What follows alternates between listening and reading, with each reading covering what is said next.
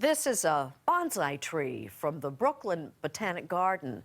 It's 66 years old, a relative youngster by the standards of these small wonders. Seth Doane has sent us a postcard from Japan. They can grow for centuries and are designed to evoke the majesty of nature.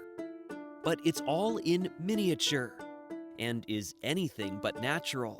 We're trying to make this thing look like a real tree. Pittsburgh native Adam Jones came to Japan to master the art of bonsai. How much design is there to this? With bonsai, we're controlling everything. We have the tree in the pot, so we're controlling the soil, how much water it gets, how much sun, how much fertilizer, how it grows, where it grows, the branches that we want to keep, the branches that we want to cut. Every leaf on every branch is considered. Just learning to water them correctly is intense. Jones is 4 years into his apprenticeship at the prestigious Manseian nursery on the outskirts of Tokyo. The saying is that you learn how to water for 5 years as an apprentice, and then you keep learning how to water until you die. Whoa.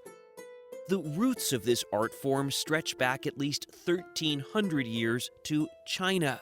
But it's Japan, doing this for a mere 700, that developed the style and set the bar for what is considered bonsai today.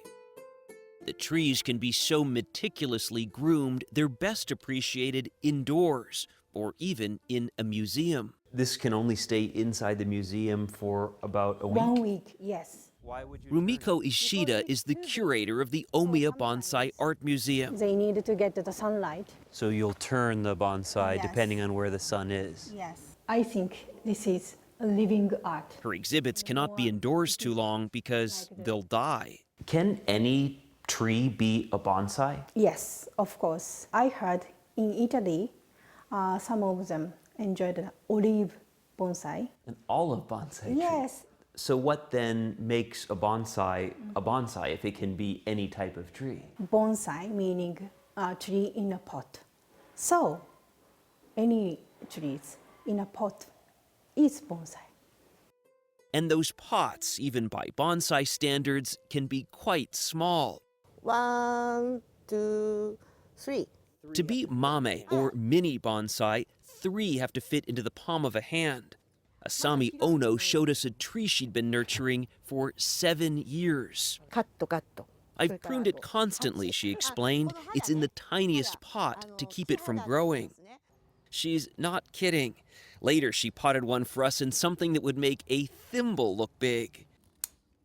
Trimming the roots and repotting regularly is part of the science, Adam Jones explained. To some extent, when we think about bonsai, we think, oh, these are tortured trees, right? They're wired and contorted and beat up. But in fact, a good analogy would be racehorses, right? We want to pamper these things. We want them to be in the best condition they can possibly be in. And when it's done just right, these trees can be considered luxury items, which Jones likened to a Ferrari or Rolex. Or as we saw at another nursery, Seikoen, they can cost as much as a house. Wow, hundreds of thousands of dollars for this tree. The bonsai in this class for relative beginners may never sell for hundreds of thousands of dollars. But student Teruko Otsuka sees greatness in her little tree. I'm trying to create something that evokes the image of being in the forest, this housewife told us. When the leaves sprout, you'll have that sensation.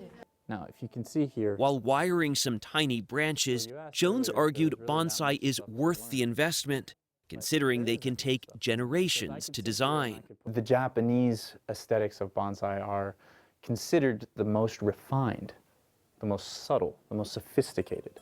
He called it a dialogue with the tree. It's a conversation that has been going on here for centuries.